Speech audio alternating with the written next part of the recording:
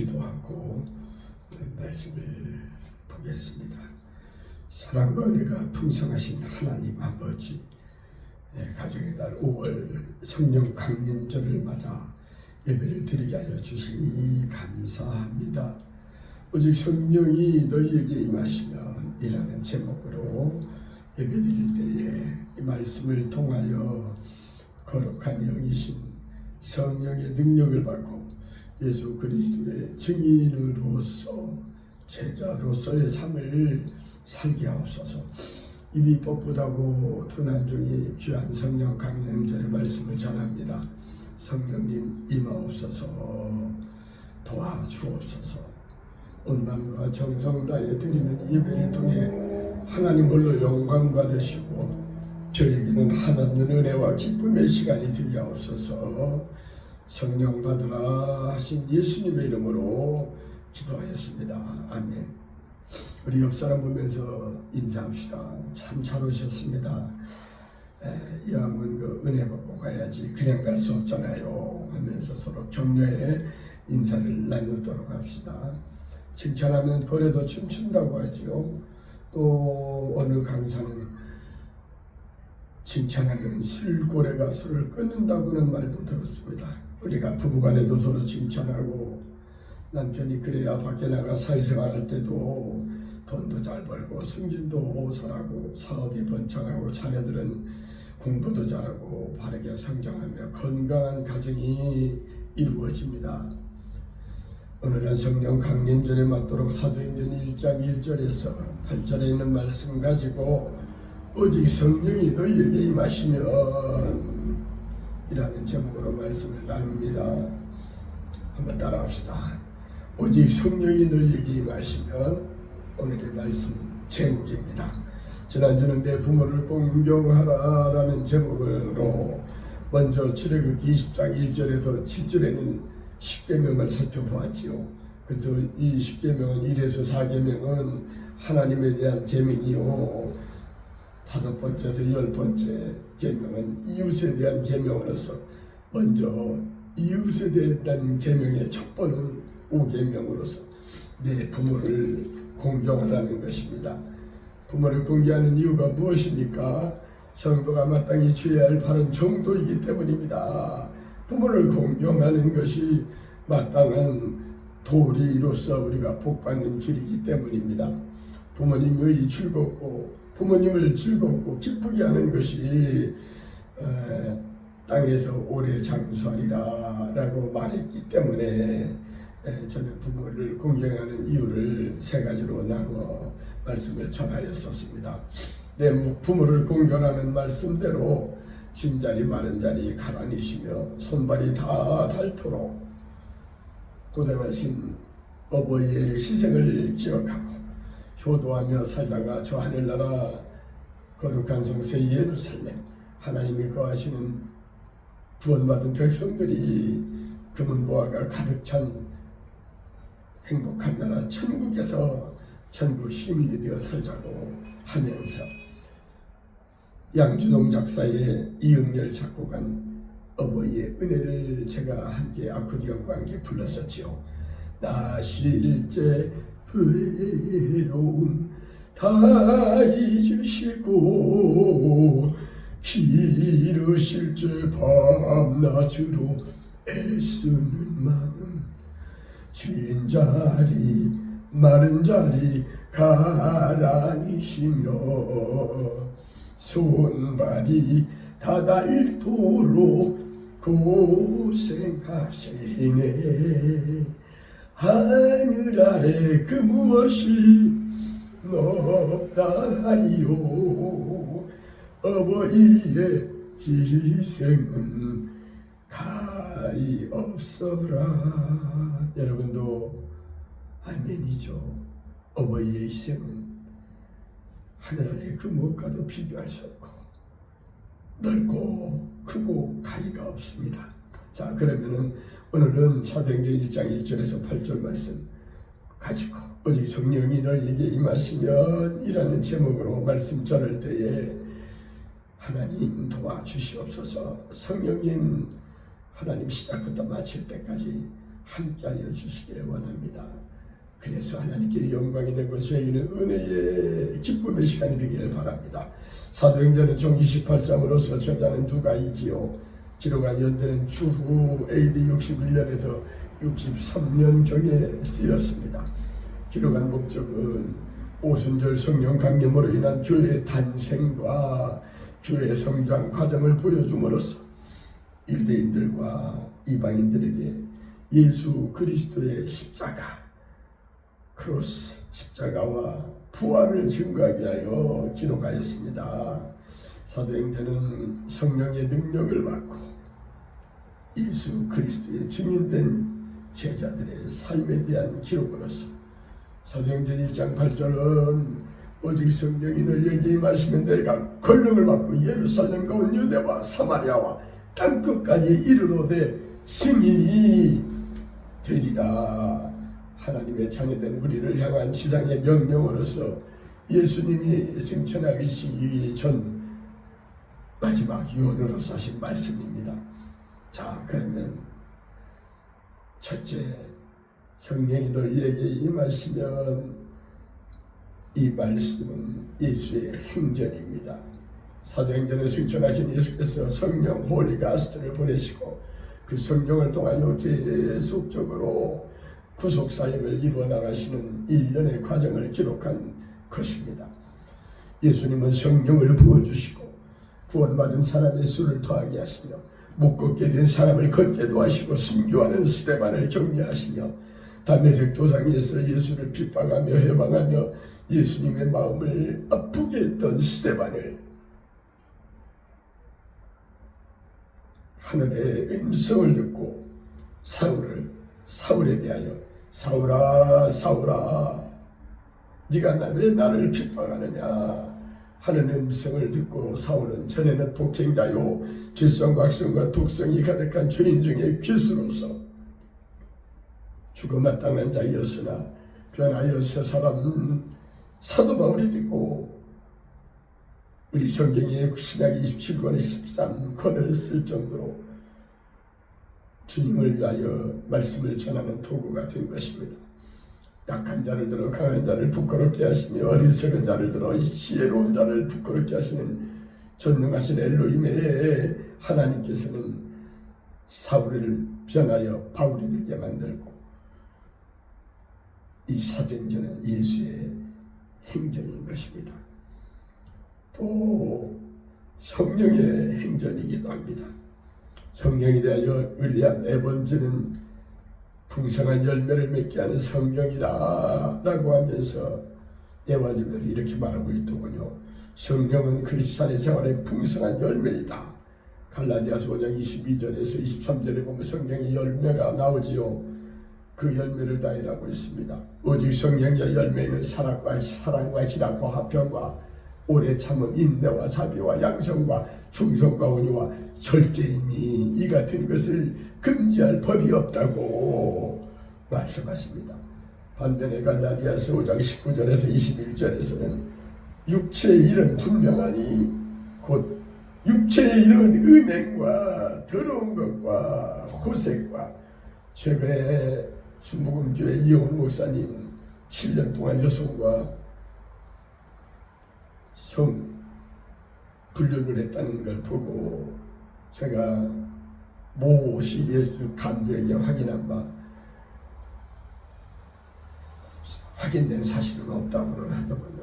그러나 여기서 말하는 육체의 일은 분명한데 음행과 더러운 것과 호색이라고 말합니다.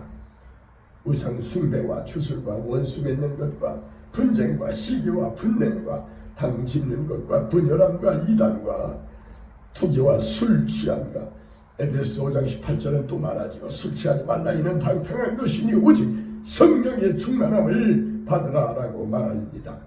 방탕함과 또 그와 같은 것들이라 전에도 이에게 경계한 것 같이 경계하노니 이런 일을 하는 자들은 하나님 나라를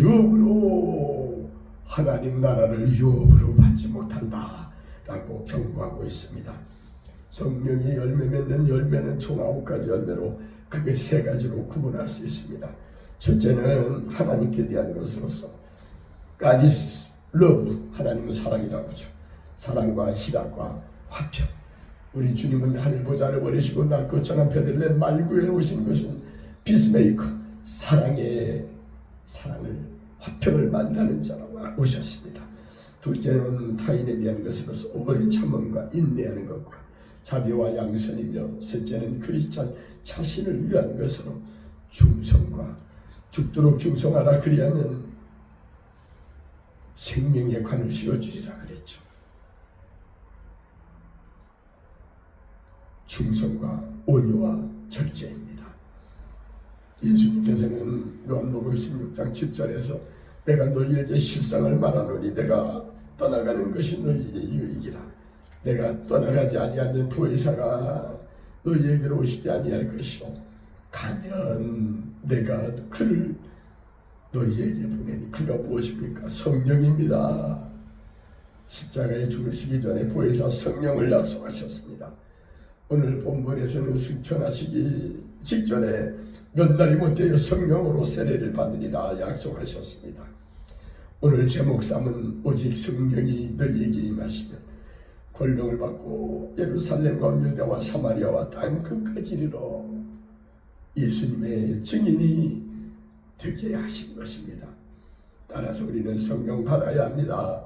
올바른 신앙생활을 하면은 교회만 성경 들고 왔다 갔다 한다고 해서 구원받고 하늘 날아가는 것이 아닙니다. 그동안에 우리의 죄 지은 것을 회개하고 구원받아야 합니다. 그래서 예수님의 증인으로서 삶을 살 수 있는 것입니다. 그래야 하늘 날아갈 수 있는 것입니다. 믿습니까? 믿으시면 아멘 합시다. 크게 아멘 합시다. 마지막 증인들의 행전입니다. 사도행전은 주님의 종이 되는 것을 세상의 그 어떤 것보다도 더 큰 영광으로 여기는 사람들의 행전으로서 예수를 높이며 기꺼이 그의 증인으로서의 삶,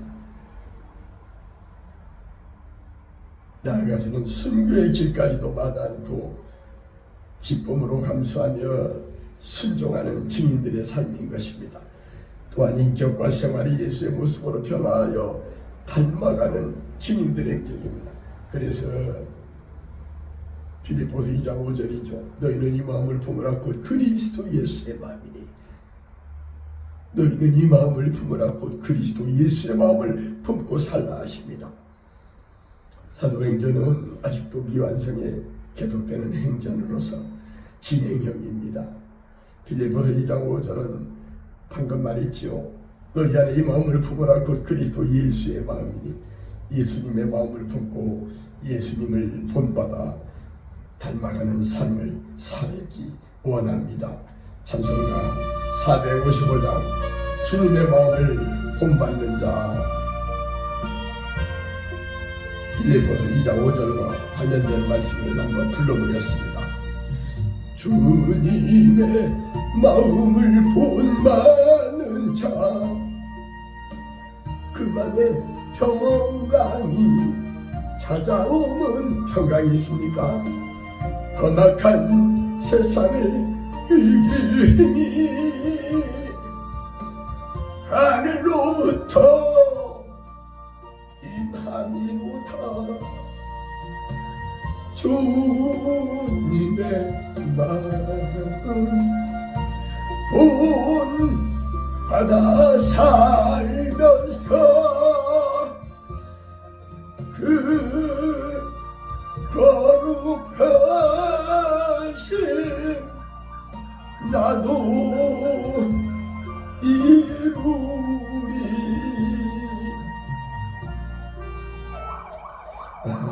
오늘 동양병원에 이어 우리병원 그리고 한양대병원에 갔더니 큰 병원으로 다른 병원에 가라 해서 오늘 아산병원에 가는 날입니다.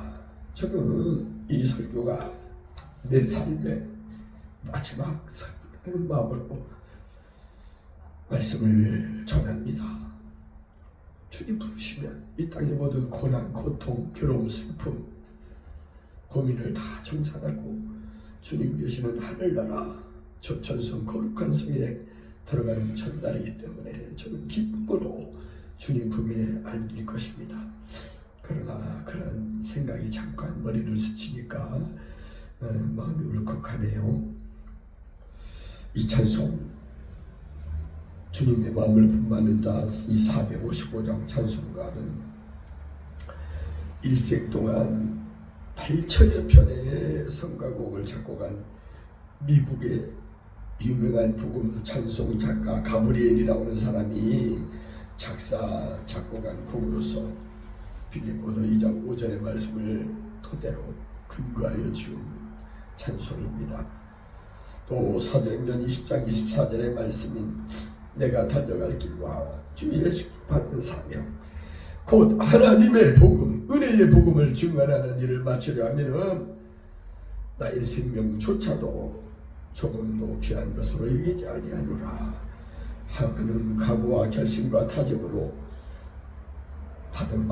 맡은 바 주의 귀한 사명을 잘 감당하려고 합니다. 그래서 저는 4,000장, 또 8,000장, 12,000장에 의해서 최근에 16,000장의 전도지를 만들어서 많은 거의 반절 이상을 레미안 아파트와 현대 1차 아파트 다 돌렸습니다.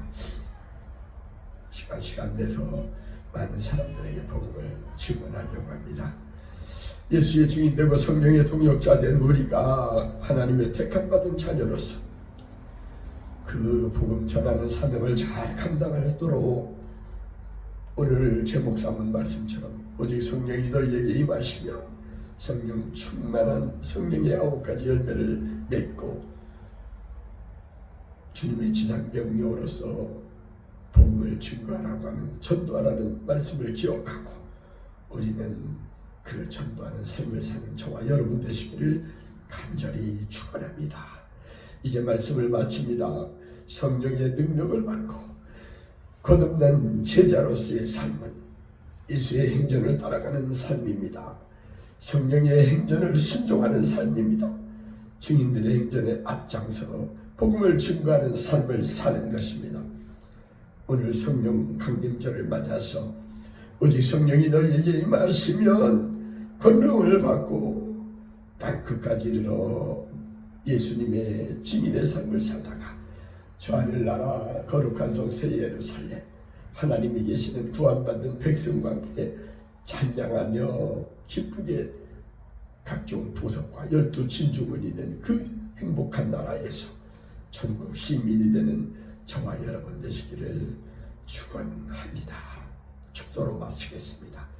이제는 교회의 머리 되시는 우리 구주 예수님의 하나님의 은혜와 아버지 하나님의 지극한 사랑과 성령님의 역사하심이 성령 충만받고 권능받아 제자로서의 삶과 사명을 다하며 살다가 특별히 사랑하는 아내와 사랑하는 아들 은상야와 손녀들 하연이와 하림 그리고 그 엄마 미영이 그리고 그의 부모들과 천국까지 원하여 하나님 앞에 예배드리러 나오는 우리 성도들의 심령과 가정과 일터와 이 꿈의 교회와 이 나라 이 민족 위에 지금으로부터 영원토록 함께 하시기를 간절히 축원하옵나이다. 아멘.